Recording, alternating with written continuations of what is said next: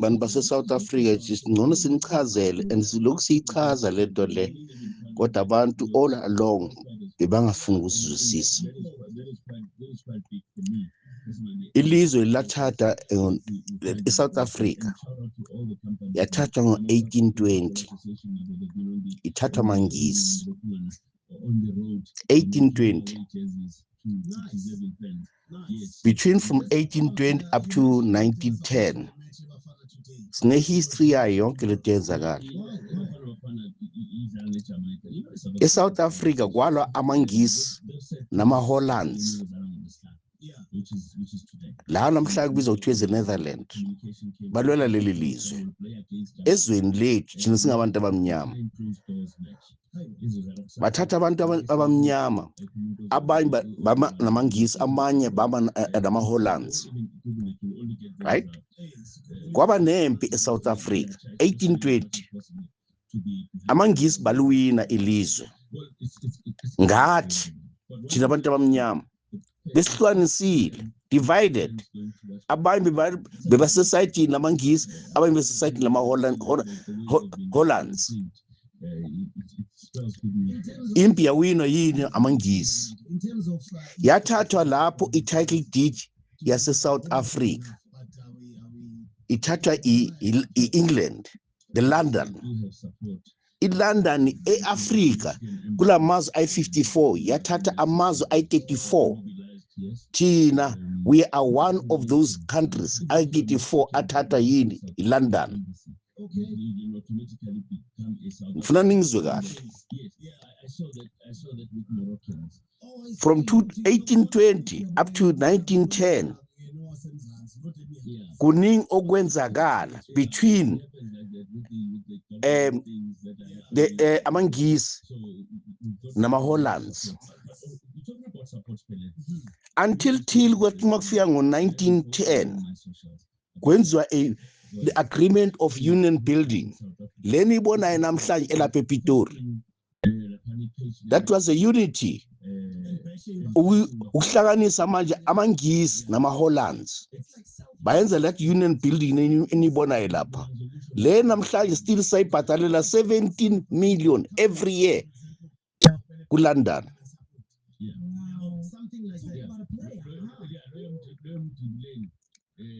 Kwazothi ngo-1910 that agreement bavumelana ukuthi it's a union building still ephezulu kwamakhanda ethu singabantu abamnyama, the Kafirs. 1910 1909 that was the formation of African Native Congress. Kwazothi ngo-1912 right bayenza ukuthi ibizwa kuthiwa i-ANC, ena high command and lower command. Ngifuna ningizwe kahle, le namhlanje sikhuluma kune high command and lower command. The lower house, the higher house and the lower house. The higher house kwakungamakhosi. The lower house it was administration ku-ANC. Uma bayenza lapha nge-8 zikaMeyi January 8 of January 1912 eBloemfontein yayiphethwe ngamakhosi. Amakhosi banikezela bavumelana ni the lower house. The lower house yini i-ANC. That's why every time nge-8 of January but January statement when's that statement between the higher house, the upper house, maybe it's the upper house, and the lower house. The upper house amakhosi, the lower house ANC politicians. ANC yafonya amakhosi ehlangene nani nama politician, community leaders. bese bathi bona bafundile bangama lawyer and all that the lower house bona bazokwazi ukugijima amakhosi makahlale bona bazoyenza ukulo msebenzi lo irobheke lapho the January 8th statement ngo-1912 emna kwenza lokho banabelungu behind the scene lahamba futhi ilizwe John Chazo from 1820 behlukanisa abantu uKafuru umuntu omnyama abantu amakhosi ngamakhosi right bahlangana bakhulumisana ukuthi no man labo ndlebe zikhanya ilanga bahlukanisile balithatha ilizwe ngomtsotsi ila kuvela khona ihistory kaShaka la kuvela khona ihistory kaDingane abantu abaningi they are praising uShaka they don't have a knowledge uShaka wasicalekisa uDingane walibuyisa ilizwe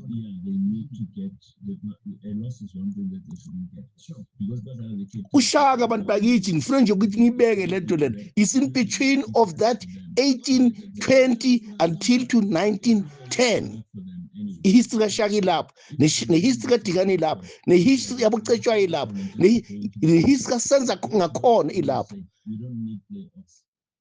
bonke lamakhosi lana la engikhuluma ngawo baningi amakhosi amavenda amakhosi amashangani amakhosi abeSuthu amakhosi amaXhosa bonke balapho in between of 1820 until to 1910 baqeda ngeKafuru baqeda ngumuntu omnyama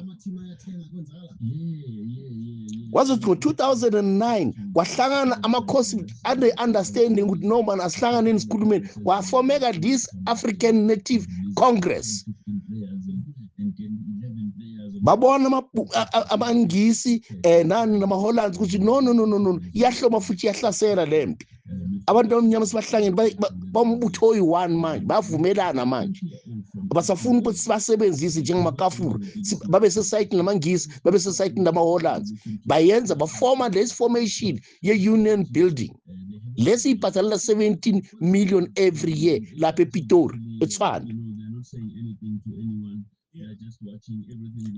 wazothi ngo-1911 kwabanje ama-meeting amaningi kulungiswa le ndaba ye-African Native Congress yashintshwa ke manje wazothi nge-8 zikaJanuwari 1912 yabizwa kuthiwa i-ANC the lower house eyenziwa yini abelungu futhi sebahlangene abelungu laba bangisi la nani namaHollands sebahlangene nabo-Clever laba abantu abamnyama bakafuru lakithi bahlangana phela ini amakhosi Franizwe kahle lento ukuthi isukaphi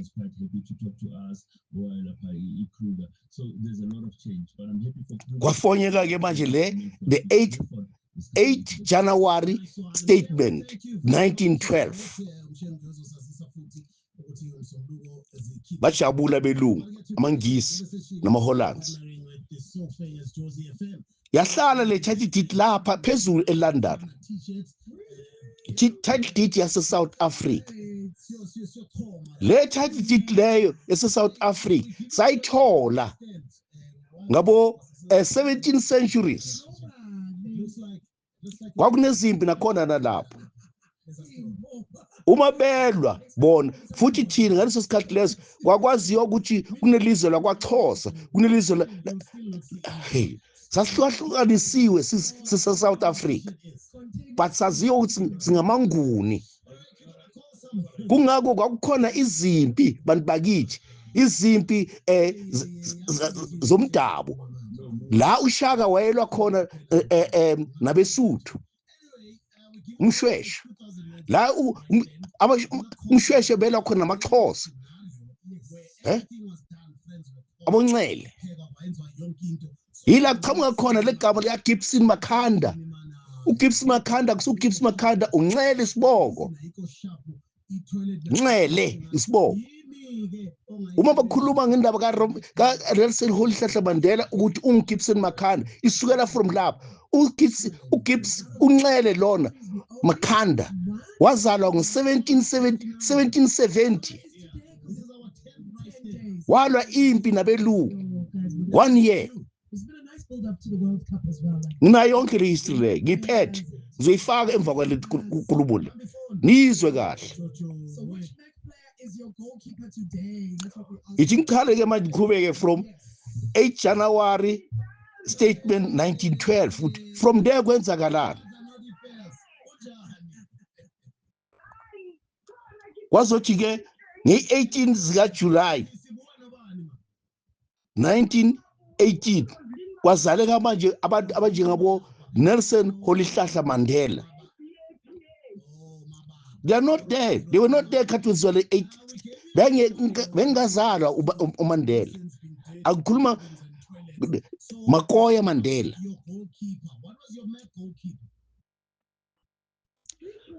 Right, kwaqhubeka kune history in between from 1912 until kuzoshaya 1935. Iloku bambene phezulu phansi ngehluthu kufunwa le title deed le.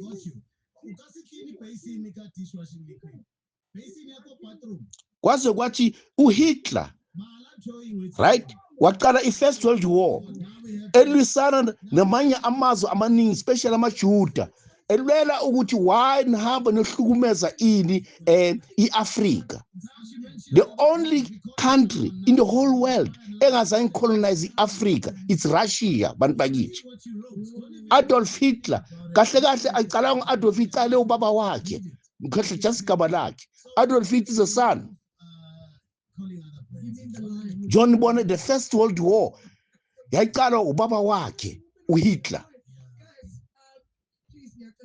Kwazoduma uAdolf Hitler indodana. The First World War. Nalapho futhi basebenzisa the same material kwathathwa abantu ngama-country e-Afrika bayolwa izimpi zase-Europe balwela ukuthi abantu babahlukanisa ngapha nangapha. Bahlukanisa abantu abamnyama. Abanye abantu abamnyama basuka khona la eSouth Africa bafika lena abanye basesayitini lani lamaNgisi abanye basesayitini lamaJuda abanye basesayitini lani lama-Russia abanye basesayitini lani boJapan bebasengabi khona basesayitini lama-German abanye basesayitini lama-Spain. Kwaba nempi enkulu ebizwa kuthiwa the First World War from 1935. Yaphela lempi leyo kwazocala futhi enye impi enye ngo-1940 yazophela ngo-1945 which is the Second World War.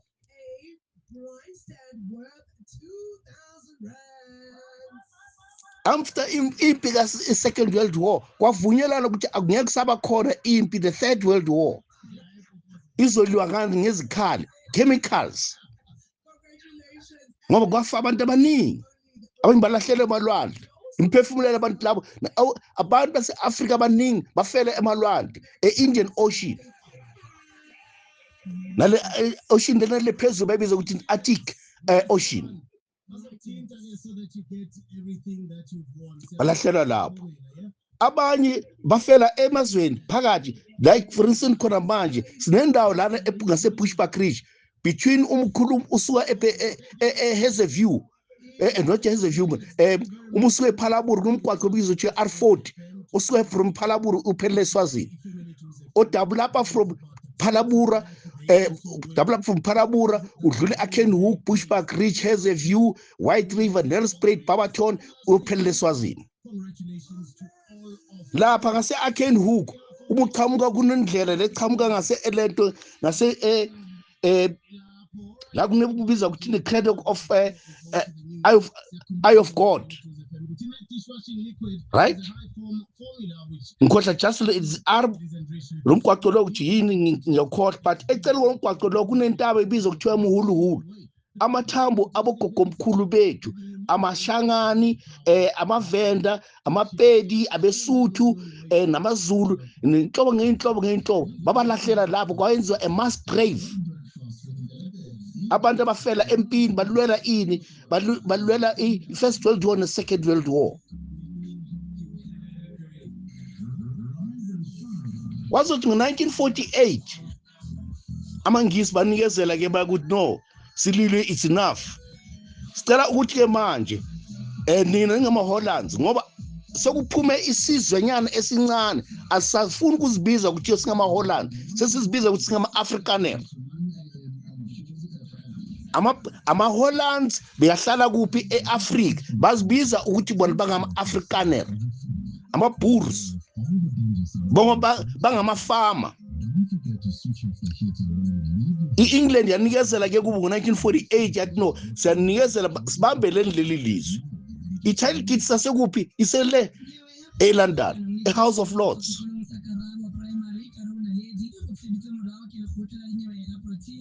Abamba ke maBhunu from 1948. John yazi ke ihistory kusukela lapho. Kwazothi 1976 thina sayisusa ke manje ngo-1976 nabe sasusa enye impi enye Black Power eSoweto.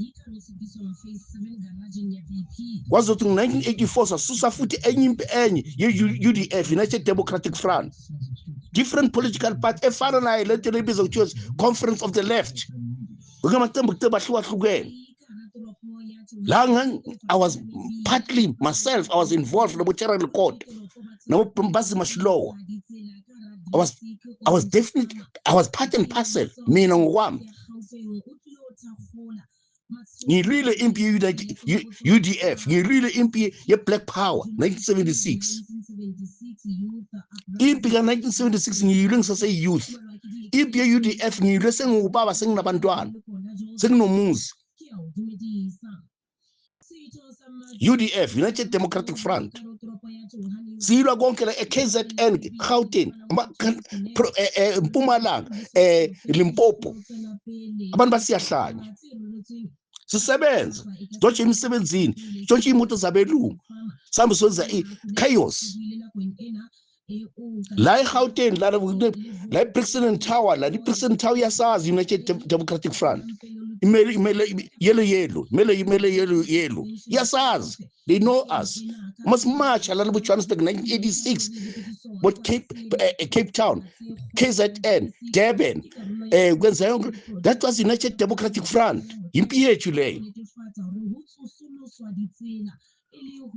Kwazothi ke manje ngo-1986 babona ukuthi umuntu omnyama uyaphakama futhi alithatha ilizwe, bathumela uFan Zille-Slambard, delegate of Van Zyl-Slabbert, bamthumela ukuthi ahambe ekhuluma ne-ANC Tanzania. Badlula lapha bahamba baye eLondon, House of Lords, bokhuluma nobani, no-Oliver Tambo. Naye uThabo Mbeki uyayazi uThabo Mbeki lenkulumo leyo. Bahamba bathumela i-delegate enye ahambe ekhuluma no-Nelson Rolihlahla Mandela. Lo sibambulele. UMandela wabulawa ngo-8 May 1985. Uma sicula thina si-United Democratic Front, imizabalazo yethu asimbonanga uMandela. We were besazi ukuthi uMandela sibambulele. Kanti lesikhathi bahlona ini uLento Gibson Makhanda. Bafika ngo-1986 lapho bakhuluma indaba kalento, bakhuluma ngendaba kalento ukuthi bafuna ukukhuluma noMandela, bayazi kahle uMandela sibacethile ngayo. Uma kukhuluma nge-Auckland bayibiza ukuthini Reserve Bank elena e-United States of America eNew York ebekiwe lapho, yila kube khona ama-agreement amaningi asayinwa uNelson Rolihlahla Mandela. Elo athi yena ngeke ayekele uthi kwenza ini i-violence, ufuna ilizwe logugugu. The last statement wakhuluma naye babona ukuthi akafuni change uNelson Rolihlahla Mandela eRobben Island. uGibson Ncele lo okuhlone nguNelson Rolihlahla Mandela naye waboshelwa eRobben Island ngabo 17th centuries. Wa-escape ke yena, escape eRobben Island, bamdubula bambulala. Exactly same what they've done nguNelson Rolihlahla Mandela.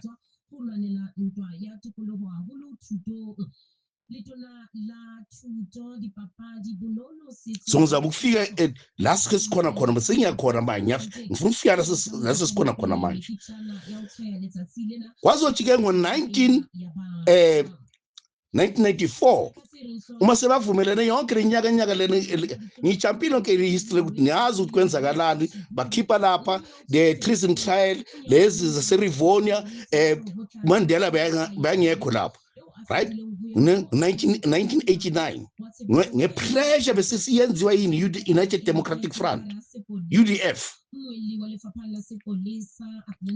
kahle umuntu osiropile lana ulento uFW de Klerk sathi sivuka ngelinye ilanga lana amaphepha sathola ukuthi the new state president of South Africa is FW de Klerk singamazi nokumazi bahlasele ubani PW Botha elento esibhedlela bampoisonini bamtshela ukuthi nosana laba wamsign warisana esibhedlela uPW Botha watake over FW de Klerk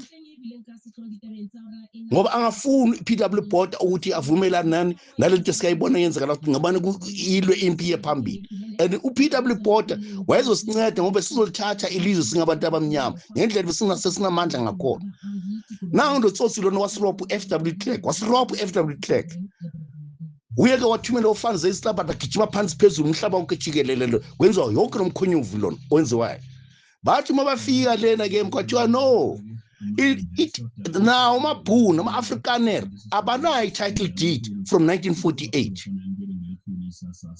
kwaqaleke manje kwakheka-ke le ebizwa i-CK certificate le House of Lords ikopi yakhona yathunyelwa United States of America but asifuni ukuthi nilongihlaliza lana eLondon nizokhulumisana nani ne-United States of America yona izocontrola yonke into yenu yase-South Africa yona i-CK company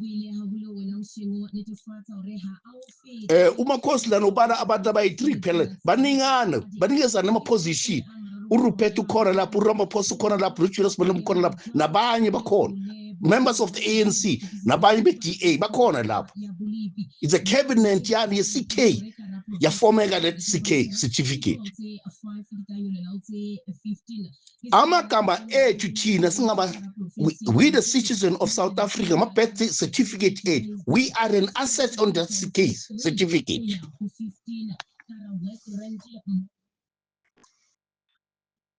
imali ise-accounting ye-RMB bank i-RMB bank is FNB that CK certificate account under RMB which is FNB account Stockholm United States of America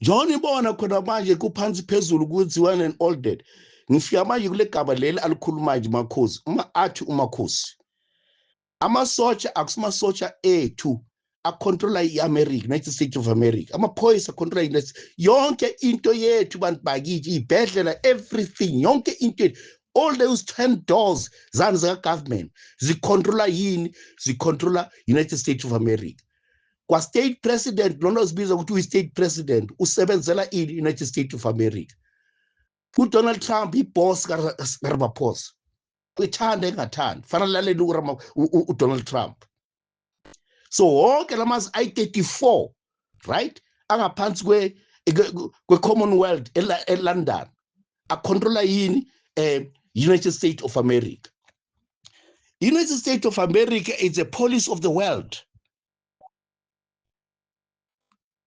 lemithetho eyadrafta elento eGeneva yonke lemithetho lefana igcinwe yini amazwe wonke umhlaba agadwa yini sigadwa United States of America iGeneva lakushaya khona imithetho iBerlin ilizwe ewadrafta ukuthi kwahlalwa phansi kwathiwa sizohlukanisa iAfrica up to 54 countries yibo wachamela yonke nama-boundaries iBerlin iRome yachange ikhalenda omhlaba wonke jikelele kwakunamakhalenda ahlukahlukene amanye amazwe amaye baphila ngamakhalenda iminyaka wabo uthatha 3 months, abanye 6 months, abanye 9 months, abanye 15 months, abanye 18 months, abanye 21 months. 21 months kuthiwa umhlaba senonyaka wonke. Rome yon as with one calendar in the world. Berlin yona enikezwe ukuthi yenze ini ama borders. Geneva ishaya umthetho womhlaba wonke jikelele. Right? United States of America inja is a dog yokuthi gada umhlaba wonke, is a policy. Inikezwe that position ukuthi fanele gada umhlaba wonke. Fanele chwake yonke into must come through in United States of America bese reporta ku House of Lords. ILondon yila gcina khona wonke amafa, mgcina amafa, gcina khona wonke amafa, a Commonwealth. That's why babiza le ndawo le House of Lords is a hidden parliament. Ilapha number 10 edit London.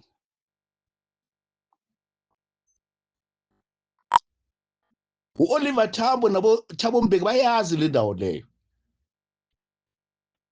That's why each and every president umabeka ufana ezi accuracy maqedwe ezi accuracy fana hamba ekhotaba lena ku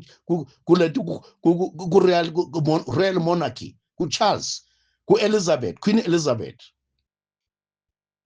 So maye bakhothama kubani ku Prince Charles. The only person okhothame kayi-1 akazange akhothame kwesibili, that was ubaba uNcamalala uZuma. The first time yakhe uhambile ukhothaba wavuma yonke lemithetho leyo. The second time wala uma ala, that's why bamgudlula bamkhipha. So bantu bakithi, I think let is clear and straightforward. Asinalizwe. So ilizwe lethu kufanele soliclaiba lapha from 1820 right up to 1910. La lahleka khona ilizwe lethu. La uDingane noShaka uMabelo, uma uShaka siyabona ukuthi bambulala wathi awungeke ulibuse leli lizwe. Liyobusa ngondlebe ezikhanyilanga. Saqalekiswa nguShaka. Emva kwalokho uDingane sikaphethe wababiza amabhunu wathi unepati lapha ePiet Retief lapha. ePiet Retief it was part and parcel of KZN. KwaZulu. Beyibiza ukuthi KwaZulu ngaso sikhathi leso.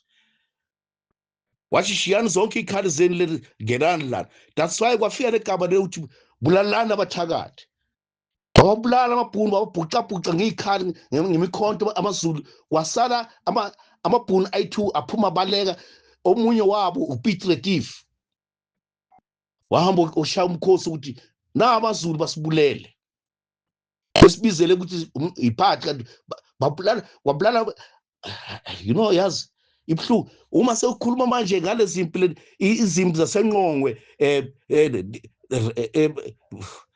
Blood River ama history le eniyaziyo yala South Africa elapha KZN.